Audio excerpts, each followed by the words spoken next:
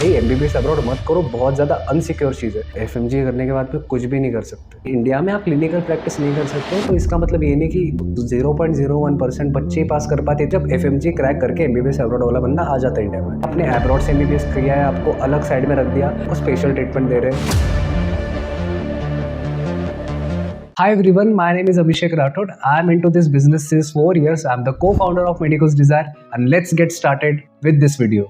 तो सबसे पहला पॉइंट है कि एफएमजी है क्या, एक्चुअल में एफएमजी का मीनिंग क्या है। एफएमजी एक फॉरेन मेडिकल ग्रेजुएशन एग्जाम होता है, जो एक लाइसेंस एग्जाम होता है। अगर आप इंडिया में क्लिनिकल प्रैक्टिस करना चाहते हो, अगर आप इंडिया में एज एन मेडिकल डॉक्टर या जनरल फिजिशियन काम करना चाहते हो, एमबीबीएस अब्रॉड से आपने अगर एमबीबीएस किया है, तो ये एग्जामिनेशन आपके लिए बहुत ज्यादा मैंडेटरी होता है अगर आप इंडिया में प्रैक्टिस करना चाहते हो। तो सबसे पहले एग्जामिनेशन कंडक्ट कौन करवाता है? ये एग्जामिनेशन कंडक्ट करवाती है हमारी भारत सरकारी गवर्नमेंट बॉडी है, जिसका नाम है national medical commission, that is also called as NMC. तो ये एग्जामिनेशन होता है 2 बार सालाना। जून में इसका फर्स्ट अटेम्प्ट होता है एंड दिसंबर में इसका सेकंड अटेम्प्ट होता है। तो 2 बार कौन से भी स्लॉट में आप एग्जामिनेशन दे सकते हो, completely depends on you and your college also. इसमें आपका पासिंग स्कोर जो लगता है वो लगता है 50% आपका स्कोर मैंडेटरी होता है, इतना आपको आना चाहिए। अगर नहीं आता है तो आपको फिर से एग्जामिनेशन देना पड़ता है। सबसे इंपॉर्टेंट पॉइंट जो इस एग्जामिनेशन का सबसे हाईलाइटेड एंड बहुत अच्छा पॉइंट है कि आप इसमें अनलिमिटेड अटेम्प्ट्स दे सकते हो। इसमें आपको कोई अटेम्प्ट्स की लिमिट नहीं है और ये एग्जामिनेशन कम्प्लीटली कंडक्ट होता है ऑनलाइन मोड में इंडियन सेंटर्स पे। ये कोई घर से एग्जामिनेशन कंडक्ट नहीं होता है, इंडियन के कुछ सेंटर्स होते हैं इंडिया के, वहाँ पे जाके आपको एग्जामिनेशन देना पड़ता है, वो भी ऑनलाइन मोड में। सो मोस्ट इंपॉर्टेंटली बहुत से लोग इस चीज़ पे फोकस करते हैं कि एफएमजी का जो पासिंग रेशियो है ये काफ़ी ज़्यादा कम है। 10 to 25% लोग ही एफएमजी एग्जामिनेशन क्रैक करवाते हैं अपने एक एग्जामिनेशन स्लॉट में। तो ये ऐसा क्यों होता है?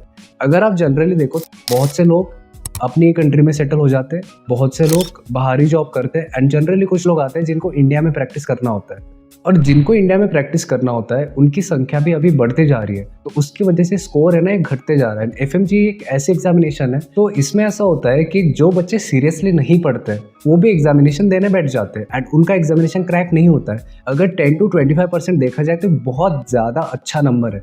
हमें लगता है कि ये कुछ भी नहीं है। अब तो 6 साल का कोर्स करने के बाद में बच्चों को ये एग्जामिनेशन ईजी होता है, ये इतना कोई मुश्किल एग्जाम नहीं होता है। तो इसमें हमने पॉजिटिव पॉइंट्स भी देखने चाहिए कि नंबर ऑफ अटेम्प्ट्स जो है वो अनलिमिटेड है एंड 2 बार एग्जाम होता है, तो कोई दिक्कत की बात नहीं है, बच्चे निकाल लेते हैं। तो इसको हमने पॉजिटिविटी से देखना चाहिए, ना ही हमने दुनिया और पूरे ब्रह्मांड का सुनना चाहिए कि भाई एमबीबीएस अब्रॉड मत करो, बहुत ज़्यादा अनसिक्योर चीज़ है।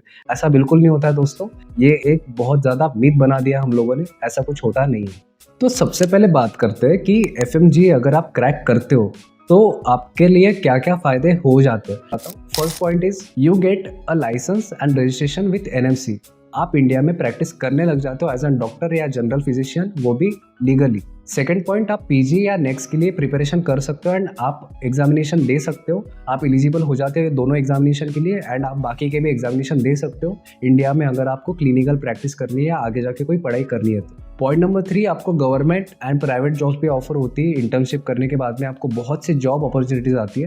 तो इंडिया में एमबीबीएस करना एंड अब्रॉड में एमबीबीएस करना, आपको जॉब सिमिलर ऑफर होती है। ऐसा नहीं है कि आपने अब्रॉड से एमबीबीएस किया है आपको अलग साइड में रख दिया एंड जिन्होंने इंडिया से एमबीबीएस किया उनको अलग साइड में रख रहे हैं, उनको स्पेशल ट्रीटमेंट दे रहे हैं कि नहीं ये तो अब्रॉड वाला है, इसको कुछ वैल्यू नहीं देना है। ऐसा कुछ होता नहीं है, ऐसा हमने खाली मिथ बना दिया है, बहुत से लोगों ने मिथ बना दिया, बट ऐसा जनरली होता ही नहीं है। पॉइंट नंबर 4 कि आप अपना खुद का क्लिनिक भी स्टार्ट कर सकते हो after completing internship and your FMG examination. आप अपना खुद का क्लिनिक खोल सकते हो, आपको परमिशन मिल जाती है, as you have a doctor license, आपको कोई दिक्कत नहीं पड़ती एंड आप अपना खुद का क्लिनिक खोल सकते हो। And point number 5, academics and research. आप किसी कॉलेज में भी पढ़ा सकते हो एज एन एमबीबीएस डॉक्टर, आप एज एन प्रोफेसर भी काम कर सकते हो। अगर आपको कोई फिजिशियन या सर्जन नहीं बनना है तो आप ये भी ऑप्शन रख सकते हो। बहुत से बच्चे इसमें भी आजकल जाने लगे क्योंकि स्कोप बढ़ रहा है। सो अभी बढ़ते हैं सबसे मेन पॉइंट, जिससे बच्चे काफ़ी ज़्यादा डीमोटिवेट हो चुके हैं कि यार एफएमजी करने के बाद भी कुछ भी नहीं कर सकते। But I am really very sorry, आपका ये सबसे बड़ा मिथ आज खत्म हो जाएगा, क्योंकि आज मैं आपको कुछ ऐसे अल्टरनेटिव्स बताने वाला हूँ कि आप जिसमें अच्छा खासा पैसा भी कमा सकते हो एंड अच्छी खासी आपको एक पोजीशन भी मिल सकती है। So let's discuss life after not cracking FMG. सबसे पहला पॉइंट जिसके ओर अभी धीरे धीरे दुनिया बढ़ती जा रही है वो है MBA. Health care and hospital management में अगर आप एमबीए करते हो तो दोस्तों आपके पास एमबीबीएस की डिग्री है ना, आपके पास एमबीए का डिग्री है, तो आपको एक अच्छा वैलिड एंड बहुत ही अच्छा आपको पैकेज मिल सकता है। आप इवन खुद का बिजनेस भी स्टार्ट कर सकते हो इसको लेके। सो health care and hospital management is also biggest thing, क्योंकि आपको पता है बहुत से लोग अभी डॉक्टर बन रहे हैं, राइट, एंड इनको ज़रूरत होती है हेल्थ केयर एंड मैनेजमेंट की। तो ये आप सप्लाई कर सकते हो। एज यू नो, आपको एक्सपीरियंस है MBBS का, तो ये सारी चीज़ें मिक्सअप होने की वजह से करियर एक अच्छा बन सकता है बंदे का MBA करने के बाद में हेल्थ केयर एंड मैनेजमेंट में। उसके बाद में आप एक मेडिकल BPO MNC में भी जॉब कर सकते हो। इसमें भी आपको बहुत सारी अपॉर्चुनिटीज़ देखने को मिलती है। मेडिकल कोडिंग हो गया, ट्रांसक्रिप्शन हो गया, डाटा एनालिसिस हो गया एंड रिसर्च हो गया, इसमें भी आप बहुत सारी जॉब अपॉर्चुनिटीज़ देख सकते हो। तो इसकी ओर भी आपको एक अच्छा करियर ऑप्शन देखने को मिलता है। पॉइंट नंबर 3 कि पब्लिक हेल्थ एंड NGOs, इसमें भी आपको बहुत ज़्यादा अपॉर्चुनिटीज़ देखने को मिल रही है। बहुत से ऐसी NGO एंड ऑर्गेनाइजेशन है जो WHO से अप्रूव्ड है, तो इसमें आपको इतनी ज़्यादा अपॉर्चुनिटीज़ देखने को मिलती है। आपको यहाँ पे बहुत सारे मिशंस पे काम करने को मिलेगा, आपको अच्छी अच्छी अपॉर्चुनिटीज़ एंड इवन आपको पब्लिक हेल्थ में काम करने को मिलेगा, जो कि बहुत ज़्यादा एडवेंचरस एंड बहुत ज़्यादा एक्साइटिंग होता है। ये कोई बुरी जॉब नहीं होती है, इसमें आप अच्छा खासा भी पैसा कमा सकते हो और आपको एक अच्छा डिजिग्नेशन इसमें मिलता है। पॉइंट नंबर 4, ये बहुत ज़्यादा इंटरेस्टिंग पॉइंट है। आप जिस भी यूनिवर्सिटी से डिग्री लेके आए हो, वो degree obviously NMC and WHO approved होगी। WHO एक वर्ल्ड हेल्थ ऑर्गेनाइजेशन है, तो उसके चलते आपको एक ग्लोबल एक्सपोजर मिलता है। तो आप इंडिया के अलावा और भी जगहों पे जॉब्स कर सकते हो, वहाँ पे भी आप as an clinical and as an doctor practice कर सकते हो। सो दिक्कत की बात कोई नहीं होती है, खाली इंडिया में आप क्लिनिकल प्रैक्टिस नहीं कर सकते हो तो इसका मतलब ये नहीं कि बाकी के दरवाजे आपके लिए बंद हो गए। एक दरवाज़ा बंद हो गया तो बहुत से दरवाजे आपके लिए ओपन है। तो ये भी आप एक अच्छा करियर ऑप्शन देख सकते हो।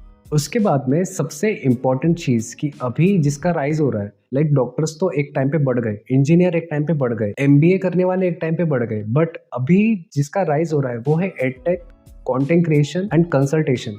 ये चीज़ बहुत ज़्यादा ग्रो हो रही है इंडिया में एंड इसमें आप एज एन एजुकेशन कंसल्टेंट या फिर एज एन कंटेंट क्रिएटर भी काम कर सकते हो। एज यू नो कि बहुत सारे कोर्सेज आपको देखने को मिल रहे हैं, बहुत सारे इन्फ्लुएंसर आपको देखने को मिल रहे हैं एंड ये मार्केट बहुत ज़्यादा राइज हो रहा है। तो आप ये भी एक करियर ऑप्शन देख सकते हो, क्योंकि एज एन MBBS डॉक्टर बस यही नहीं होता कि आप अगर डॉक्टर हो गए तो आपके पास खाली थेरोटिकल नॉलेज है, प्रैक्टिकल नॉलेज है, क्लिनिकल नॉलेज है, यही नहीं होता। डॉक्टर्स एक अच्छे साइकोलॉजिस्ट होते हैं, उनको साइकोलॉजी समझ में आती है, तो आपकी कम्युनिकेशन स्किल्स बहुत ज़्यादा इनहांस हो जाती है अगर आप MBBS करते हो।